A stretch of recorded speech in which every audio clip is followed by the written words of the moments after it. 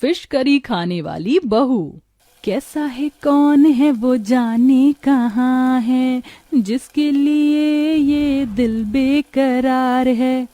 रेशमा रसोई में fish curry बनाते हुए गाना गा रही थी। तभी उसकी माँ निर्मला आती है और कहती है, ये क्या बेटी, सुबह के 5 बजे हैं और तो भगवान की पूजा के बिना ही घर के अंदर फिश करी बना रही है। माँ, मेरी सुबह के 4 बजे ही आंख खुल गई थी और फिर मुझे बहुत जोर से भूख लगी थी और अंदर से ही फिश करी खाने की तलब उठ रही थी। मैं क्या करती माँ, इसलिए मैं रसोई में आ गई और फिश करी बनाना शुरू कर दिया। हे भगवान, रेशमा इतनी फिश करी नहीं खाते। अरे तुझे पता है, अगर तेरी शादी किसी ऐसे खानदान में हो जाए जहाँ कोई नॉनवेज खाता ही ना हो तो फिर तू क्या करेगी? ओ माँ, आप भी ना क्या सोचती हो, ऐसा कुछ नहीं होगा। आप मेरी शादी ऐसे ही परिवार में करना जहाँ सब लोग नॉनवेज खाते हों। रेशमा इसी तरह रोजाना फिश करी खाती है और उसकी माँ रोजाना उसे फिश करी खाने से मना करती है। पर रेशमा को अब रोजाना फिश करी खाने की बहुत गंदी आदत पड़ जाती है।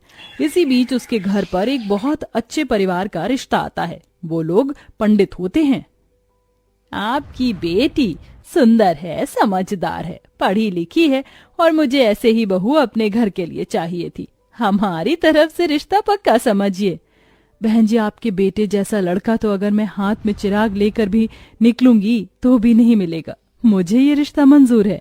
दोनों परिवारों में शादी की रस्में शुरू हो जाती हैं और बहुत जल्दी निर्मला अपनी बेटी की शादी करके उसे उसके ससुराल भेज देती है। ससुराल में जाने के बाद शारदा अपनी बहू रेशमा से उसकी पहली रसोई की रस्म के लिए कहती हैं, बहू, आज तुम्हारी पहली रसोई की रस्म है। आज तुम अपनी पहली रसोई की रस्म में क्या बनाओगी? Fish curry. क्या कहा? Fish curry? राम राम राम राम राम राम राम, बहू तुम ये क्या कह रही हो? Fish curry? माँ जी, मैंने फिश करी नहीं बोला। मैंने तो ये कहा था कि फ्राई करी बनाती हूँ। मुझे बहुत अच्छी बनानी आती है। ठीक है, मेरे तो पता ही नहीं क्या सुनने में आया। खैर छोड़ो, तुम जाओ और फिश कड़ी बना लो। तौबा तौबा, ये मैं क्या बोल रही हूँ, फिश कड़ी नहीं फ्राई कड़ी बना लो। शारदा ऐसा कहकर पाठ पढ़ने के लिए मंदिर में पहुंच जाती है।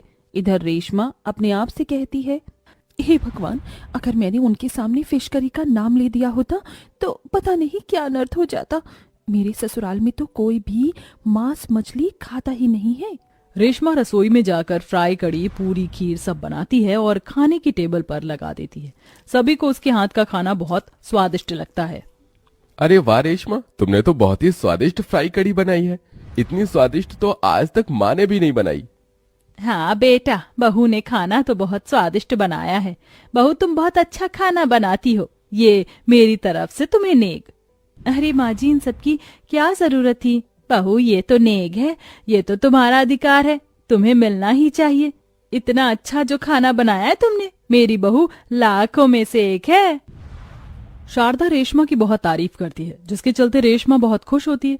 ऐसे अब रोजाना रेशमा को वेजिटेरियन खाना बनाना पड़ता है। तभी वेजिटेरियन खाने में वो बहुत ज्यादा उब जाती है। फिर एक दिन वो अपने कमरे में बैठकर अपने आप से कहती है, भगवान, इतने दिनों से मैंने फिश करी नहीं खाई है। मुझे फिश करी खाने का बहुत मन है। आज जाकर बाजार से फिश खरीद कर लाती हूँ और बनाती हूँ। लेकिन अगर माँ जी ने देख लिया तो मुझे घर से बाहर ही निकाल देंगी। मैं क्या करूँ, क्या करूँ? इधर रेशमा फिश करी खाने के लिए तड़प रही थी तो उधर शारदा के पास उसकी सहेली निकिता का फोन आता है। सहेली होने के बाद भी तू मुझे अस्पताल में देखने नहीं आई। तेरी सहेली हॉस्पिटल में एडमिट है। अरे यहाँ डॉक्टर कह रहे हैं कि मेरी हालत अब बचने लायक नहीं है। मेरी आखिरी ख्वाहिश है कि तू मेरे पास आ जा, मैं तुझसे मिलना चाहती हूँ। ये सुनते ही शारदा रोने लगती है। निकिता, तू परेशान मत हो, मैं आज ही तुझसे मिलने हॉस्पिटल आ रही हूँ, तुझे कुछ नहीं होगा। शायद उसी वक्त अपनी सहेली से मिलने के लिए अस्पताल के लिए वो निकल रही होती हैं। उसे जाते देख उसकी बहू रेशमा उससे पूछती है, माँ जी, कहाँ जा रही हो आप? मेरी सहेली हॉस्पिटल में एडमिट है, उसे देखने जा रही हूँ। बहू, तुम घर का ध्यान रखना, पूजा पाठ सही समय पर कर देना। शारदा इतना कहकर चली जाती है। उसके जाते ही रेशमा पूजा पाठ कर लेती है और बहुत खुशी से बाजार के लिए निकल पड़ती है। आज की रात तो माँ जी नहीं आएंगी, इसलिए आज मैं घर पर फिश करी बनाऊंगी और मजे से खाऊंगी। रेशमा बाजार से मछली खरीद कर घर ले आती है। उसे अच्छे से साफ करके वह उसकी फिश करी बना देती है, जिसकी खुशबू से ही रेशमा बहुत खुश हो जाती है और फिश करी परोसकर वह खाने की टेबल पर खाती है। आहा हा, क्या बात है, ये फिश करी कितनी स्वादिष्ट है। ऐसी फिश करी खाने का तो मजा ही अलग है। बहुत दिनों बाद फिश करी खा रही हूँ, दिल गार्डन गार्डन हो गया। रेशमा फिश करी खाने के बाद सारे बर्तन अच्छे से धो देती है और रसोई भी साफ कर देती है। जैसे ही शारदा शाम को वापस घर लौटती है, उसे घर के अंदर से बहुत अजीब सी बदबू आती है। हे भगवान, शिव शिव शिव शिव शिव, ये कितनी गंदी वाहियात बदबू आ रही है घर के अंदर से। बहू, आज ऐसा क्या हुआ घर में जो इतनी गंदी बदबू आ रही है?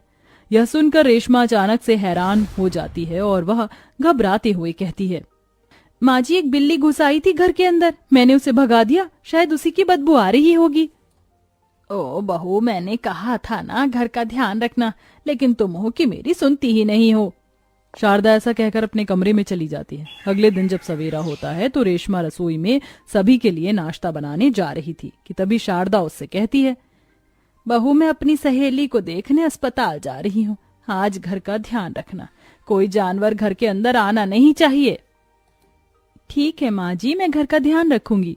शारदा वहां से चली जाती है। उसके जाते ही रेशमा बहुत खुश होती है और बाजार से जाकर फिश खरीद कर ले आती है और फिर अपने लिए फिश बनाती है। इस बात का किसी को भी पता नहीं चलता, लेकिन जब भी शारदा घर वापस लौटती है तो उसके अंदर से बहुत गंदी बदबू आती है। फिर से वही बदबू, आखिर ये चल क्या रहा है? जब जब मैं घर से बाहर जाती हूँ तो मुझे वो गंदी बदबू आती है।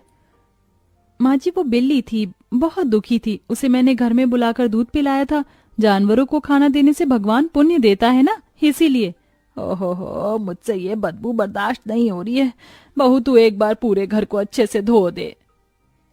शारदा के कहने पर रेशमा पूरे घर की अच्छे से धुलाई करती है, जिसके चलते टेबल के नीचे से अचानक मछली के कांटे निकल आते हैं। हे प्रभु, हे जगन्नाथ, हे देवानंद, ये क्या हुआ? मेरे घर के अंदर मछली के कांटे। शिव शिव शिव शिव, ये सब मैं क्या देख रही हूँ? ये मछली के कांटे कहाँ से आए बहू? वो घर में बिल्ली आई थी ना, क्या पता अपने मुंह में मछली लेकर आ गई हो, उसी के कांटे होंगे। आप चिंता मत कीजिए, मैं घर में अच्छे से सफाई कर देती हूँ।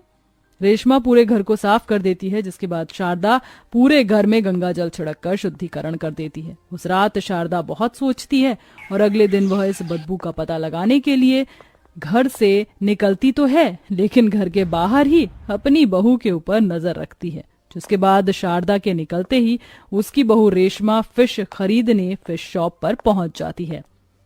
अच्छा, तो ये बात है, मेरी बहू फिश खाती है और उसने मुझे अभी तक बताया नहीं।